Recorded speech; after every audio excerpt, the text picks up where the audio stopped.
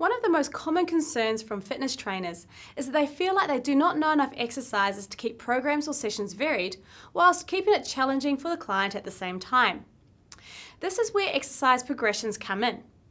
Exercise progressions are simply the same base movement which has been made harder by changing the load or the complexity.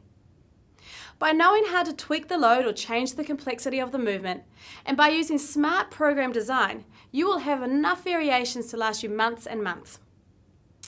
It is important to remember the golden rule of exercise progression. A client has to earn the right to progress. This means that the client must be mentally and physically ready to take on the challenge of the progression. So, before moving on to a harder exercise, they must be able to perform the current exercise with perfect technique and form, must have already added load and be able to train at near failure whilst keeping that good form, and the overall volume of the training must have increased. If they have satisfied all those requirements, then the client is ready to move on to a harder progression. As mentioned, an exercise can be progressed by either changing the load or changing the complexity of the exercise. Knowing which one to progress is dependent on their overall goal. For example, if the goal was overall fitness, then both elements may be changed simultaneously, whereas if the goal was strength or hypertrophy, then the load element would need to be focused on.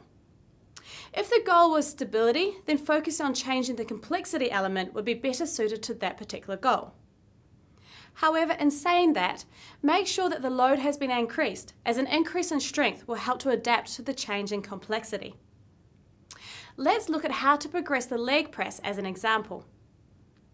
The first progression would involve increasing the load, and then after time, changing the complexity by moving on to a single leg press. Obviously, we would need to increase the load of the single leg press before moving away from the leg press machine and onto a body weight exercise such as a squat. Again, before changing the complexity of the exercise, always make sure that the load has been progressed.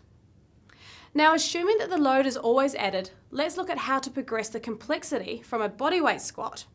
The next exercise could be the lunge, and then the following progression could be the single leg squat.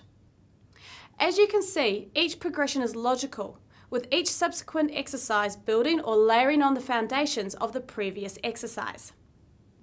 These same steps must be repeated anytime you want to change an exercise or make it harder for the client.